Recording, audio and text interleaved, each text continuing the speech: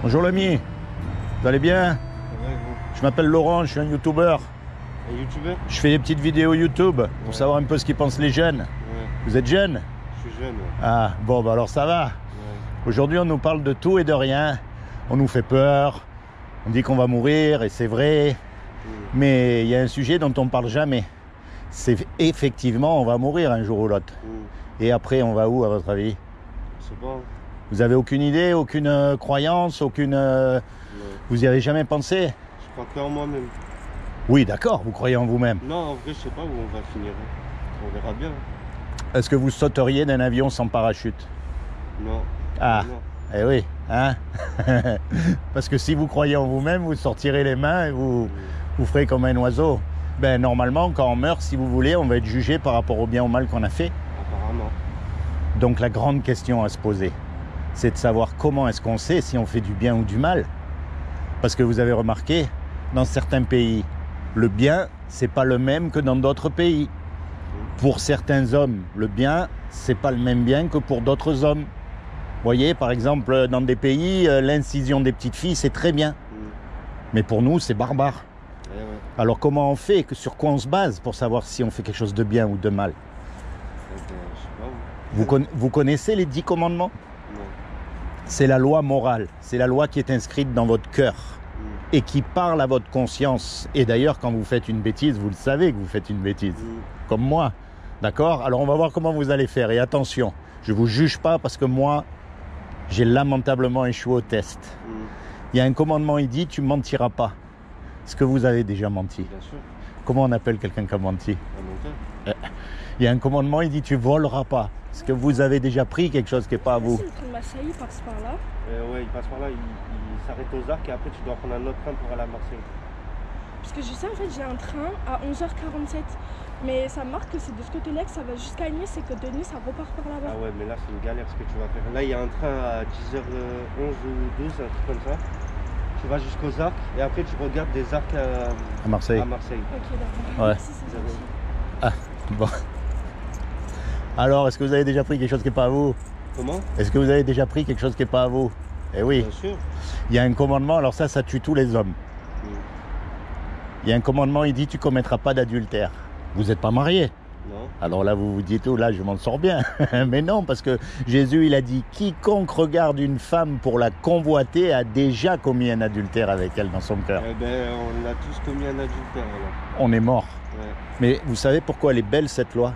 Parce qu'elle nous montre qu'on n'a pas le droit de se juger les uns les autres. Exactement. On est tous pareils. Vous croyez que le pape, il est mieux que nous? Vous croyez qu'il a jamais menti? Qu'il a jamais regardé une femme du coin de l'œil? Et lui, ça doit être encore pire, parce qu'il en est privé. Ouais. Ça doit être pire que nous encore. Aucun être humain n'a accompli cette fameuse loi morale. Et c'est pour ça que le monde y tourne pas rond. Voyez? Mais maintenant, je vais vous dire, quand on meurt, on va être confronté à cette loi-là. Apparemment. On sait pas, on verra bien. C'est cette loi qui nous dit où on ira, si on ira au paradis ou si on ira en enfer. Et c'est terrible parce qu'on sait qu'on a cassé la loi. Donc si on a cassé la loi, forcément le juge, il va être obligé de nous déclarer coupables. C'est un juge? Vous croyez en Dieu? Non. D'accord, et pourtant c'est facile de prouver que Dieu existe. Vous savez que c'est très facile. Mais attention, il ne faut pas mélanger avec la religion. Parce que la religion, c'est quoi? C'est des hommes qui se sont autoproclamés représentants de Dieu sur terre pour dominer sur les autres hommes, quelle que soit la religion. Hein. Il n'y en a pas une qui est mieux que l'autre, hein. C'est tous pareil, vous avez remarqué? Et les religieux, c'est quoi? Tout le monde fait pareil, tout le monde pense pareil, tout le monde prie à la même heure, et si vous n'êtes pas d'accord avec eux, ils vous regardent de travers, ils vous chassent, il y en a même, ils vous tuent. Mais Dieu, il ne vous a pas fait un religieux, vous êtes unique. Il n'y en a qu'un comme vous, il n'y en a qu'un comme moi. Exactement. Eh bien ça montre quoi? Que Dieu, ce qu'il veut, c'est pas des robots qui pensent tous pareil. Ce qu'il veut, c'est une relation personnelle avec vous. Parce que vous avez eu des injustices que moi, j'ai pas eu. Vous avez eu des joies aussi que j'ai pas eu. On a chacun une vie. Vous voyez? Donc, c'est pas une religion qui veut. Maintenant, pour prouver que Dieu existe, c'est très facile.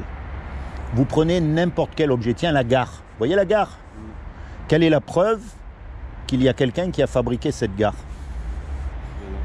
C'est facile, c'est la gare elle-même. Puisqu'il y a une gare, il y a forcément quelqu'un qui l'a fabriquée. Maintenant, comment il a fait, combien de temps il a pris, les employés qu'il a eu, machin, ça c'est un autre sujet. Mais puisqu'il y a une gare, vous savez qu'il y a quelqu'un qui l'a fabriqué. Eh bien, vous regardez la nature autour de vous. Les étoiles, votre corps humain, les papillons.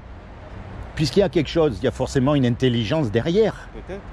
C'est forcé, puisqu'il y a quelque chose, il y a forcément une intelligence derrière. Vous connaissez Scientifique. Hein. Ah ben exactement, oui, la loi de la pesanteur, elle existe, la loi de l'aérodynamique, elle existe, il y a plein de lois qui existent. Mais pour qu'il y ait des lois, il faut qu'il y ait une intelligence derrière cette loi. Et c'est cette intelligence-là qu'on appelle Dieu. C'est pas le Dieu des religions. Vous voyez la différence?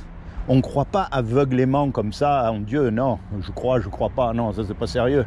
Mais puisqu'il y a quelque chose, il y a forcément quelque chose derrière ce quelque chose. Je veux dire, c'est parce que rien, en science, rien, vous prenez rien, eh bien vous aurez toujours rien. Il faut qu'il y ait un point de départ. Et ce point de départ, c'est lui qu'on appelle Dieu, c'est lui qui a fait toutes ces lois, c'est lui qui a fait la loi morale qui est placée dans votre cœur. Peut-être. Et que quand vous mentez, vous savez que vous avez menti. Et quand vous regardez une image pornographique, vous savez que, bon, il y a mieux à faire quand même. C'est vrai, elle nous parle cette loi. Eh bien, quand on meurt, on va être confronté à cette loi et malheureusement, on l'a cassée.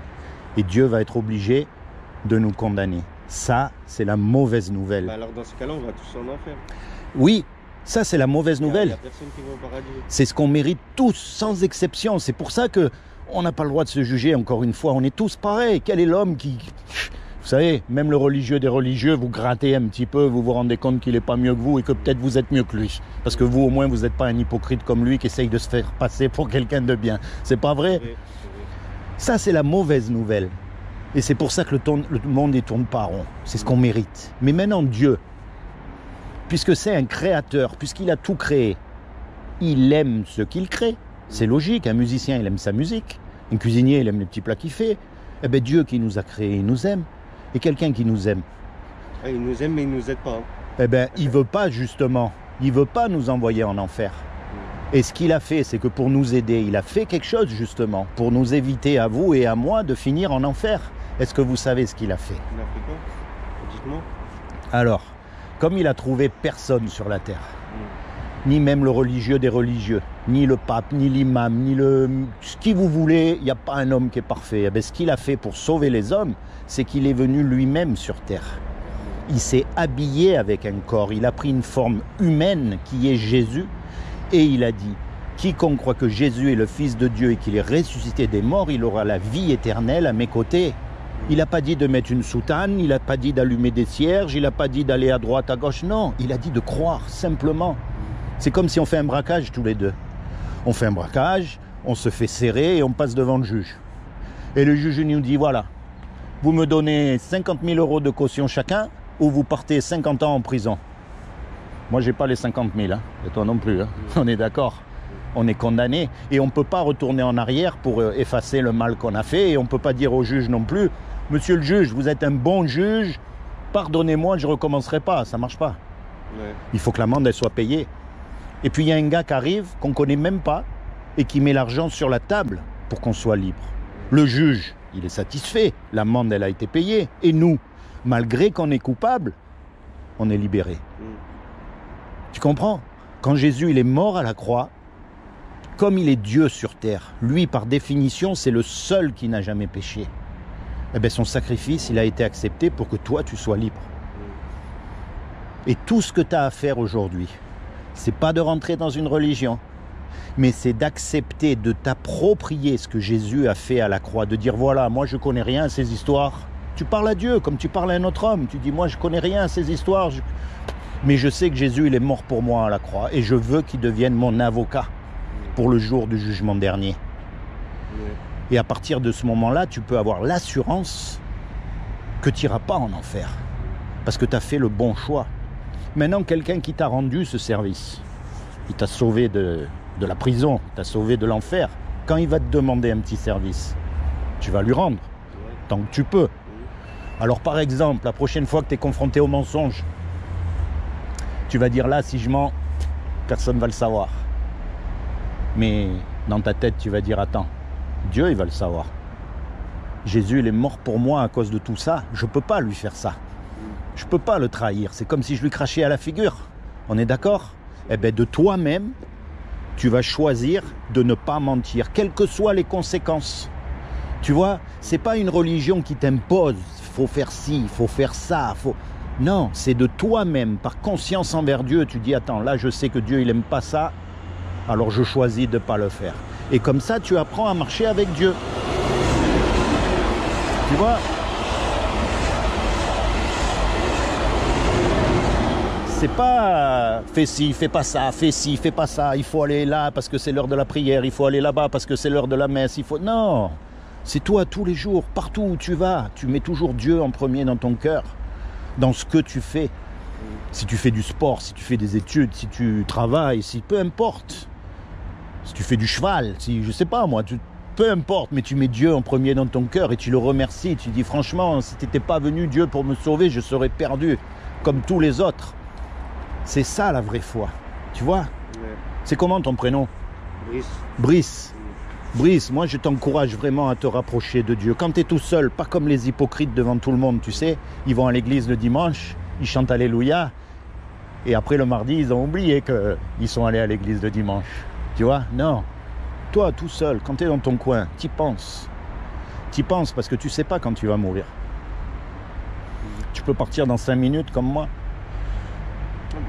On ne sait pas. Il faut être prêt. Et tu vois, comme je te disais tout à l'heure, est-ce que tu sauterais d'un avion sans parachute ? Tu m'as dit non. Et pourtant, tu es prêt à sauter dans la mort. Est-ce qu'il y a un parachute ? Est-ce que parachute... Non, mais d'accord, mais un jour ou l'autre... Même 100 ans. Ben, je te le souhaite. Attends, tu rigoles ou quoi ? Mais on ne sait pas quand on part. Mais ce jour-là, ça sera trop tard. Alors, est-ce qu'il n'y a pas un parachute, justement ? Tu sais, tu vas pas devenir un moine avec la soutane et ces machins-là. Non, c'est pas ça qu'il veut, lui. Tu vois ? Mais tu vas être sincère dans ton cœur, dans toutes tes actions, et tu vas le remercier pour ce qu'il a fait pour toi. C'est pas pareil. Tu vois ? Tu comprends ce que je veux dire ? Ok ? Je comprends, mais c'est pas... Moi, je crois pas, donc je peux pas vous dire, je suis d'accord avec vous. Mais ça, tu sais, je parle à plein de gens qui croient pas. Mais mon but, c'est pas de t'imposer, de te mettre le couteau sous la gorge, comme on dit. Non, c'est juste de te dire, voilà, il y a ça. Maintenant, c'est à toi, mon ami, de... Excusez-moi, je prends le... Eh oui. Allez, sois béni.